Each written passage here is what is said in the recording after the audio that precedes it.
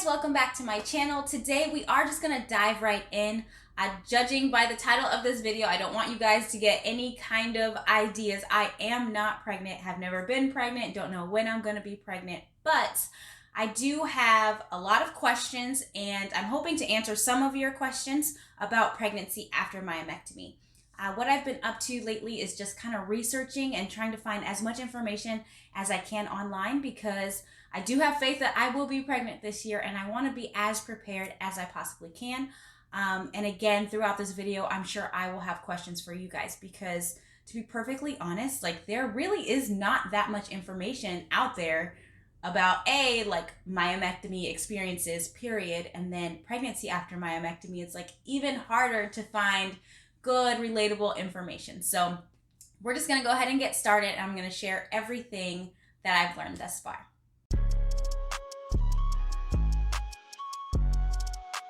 Okay, so first things first, when I tell you guys, I did not ask my doctor really any questions at all. Like I didn't ask her anything. I was so just focused on my fibroid and getting it out because I was in pain.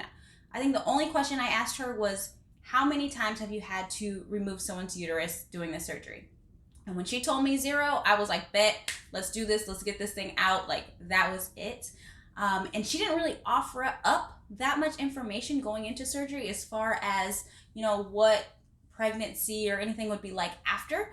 And so I didn't have that much information from her. All that she told me was, after an open myomectomy, it's highly recommended that you have a C-section. So I did know that going in, and that's it. She also told me that she did not want me to get pregnant for 6 months, at the very least after surgery. And that was it. I was like, okay, sounds good, and bye. So now that I'm getting closer to that 6-month period, I'm doing a little bit more research just to see what pregnancy after myomectomy would be like. And honestly, it's really disappointing because I can't find that much information online. I've tried to watch YouTube videos, I've been in forums, reading on different doctors' websites. Like there just isn't that much information out there. So I wanted to come on here, share what I did find, and hopefully like solicit some information from you guys. Like if you have information, if you've been pregnant after myomectomy and you just kind of want to share your experience in the comments, please do so. I'm sure other people will definitely appreciate it. I would definitely appreciate it. What I did learn doing a little bit of research is that, yes, my doctor told me that she wanted me to wait 6 months after my surgery based on, I guess, what she had to do in there. I did learn that some people are told 3 to 6 months. So there are women out there that are able to get pregnant 3 months after surgery. Their doctor will say, you know, they feel comfortable with them conceiving. So I thought that was pretty interesting. I didn't know that you could do it so soon, but I know that also relates to the type of myomectomy that you had. And again, I've had an open myomectomy, so maybe there's just a little bit more, it's a little more invasive, and therefore my uterus takes a little bit longer to heal, I'm assuming.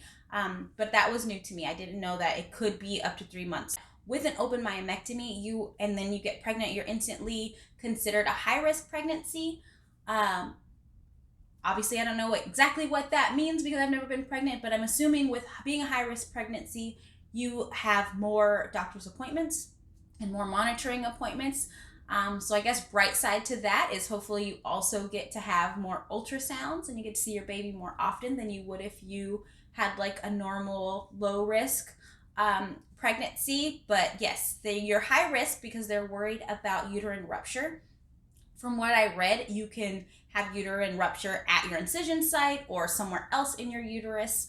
And unfortunately, it's not early on in the pregnancy. It's, you know, like late term miscarriages are more common if you are going to have uterine rupture, which is very unfortunate because it's like you want to get pregnant, you do all this stuff, you get so excited, and then you just don't know when it's going to happen, and it's not going to happen soon. So it's like, I don't even know how I feel. Like I've already been very cautious about, okay, if I get pregnant, who am I telling? When am I telling them? And then to read that, like, if you have an open myomectomy, that you can have a miscarriage as late as like up to the time, like, because you just never know how your uterus has healed or if it's just too much. I mean, this experience it's so much. It's like you want to be excited, and now I'm like even scared to be excited if I get pregnant. I feel like I'm gonna be like on edge the entire time because you just don't know.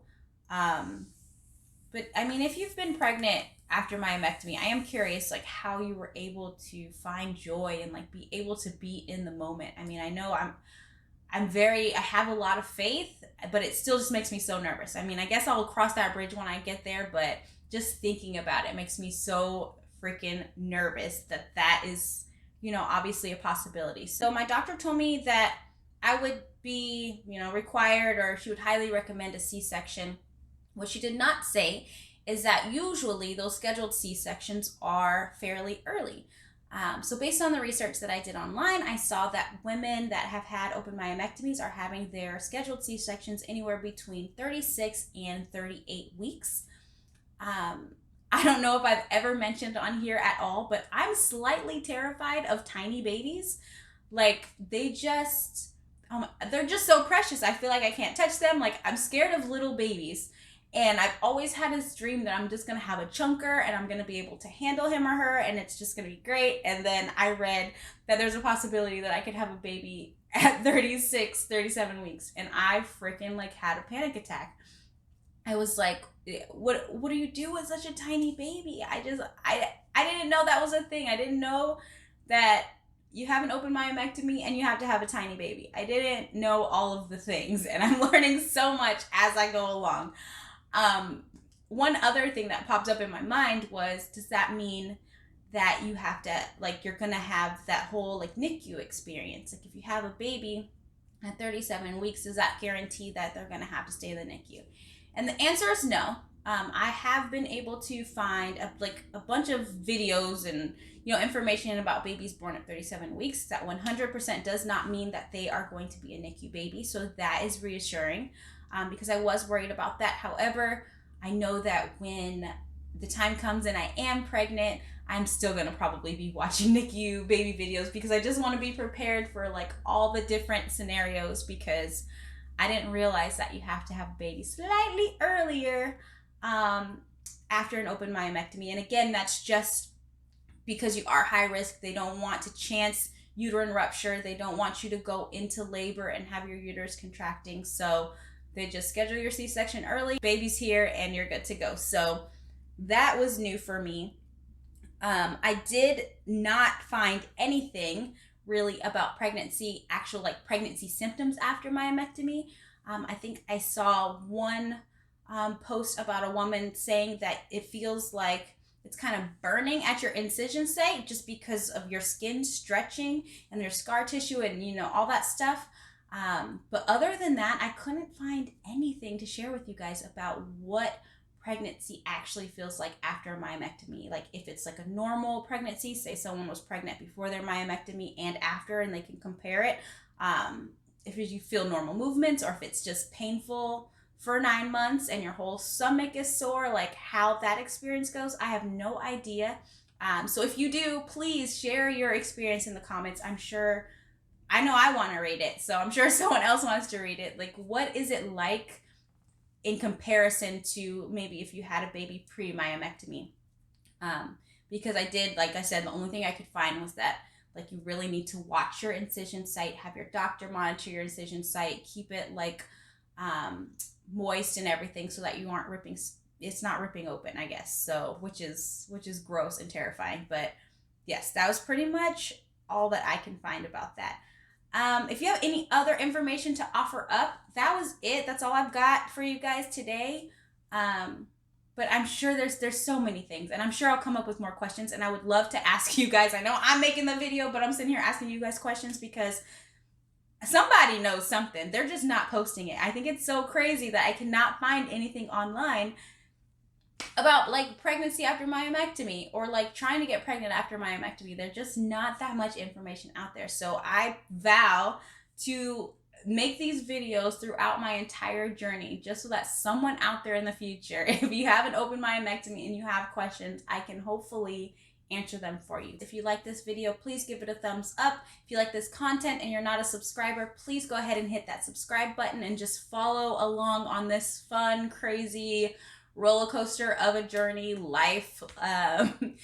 Yeah, it's good to have you guys here, and I'll talk to you guys later.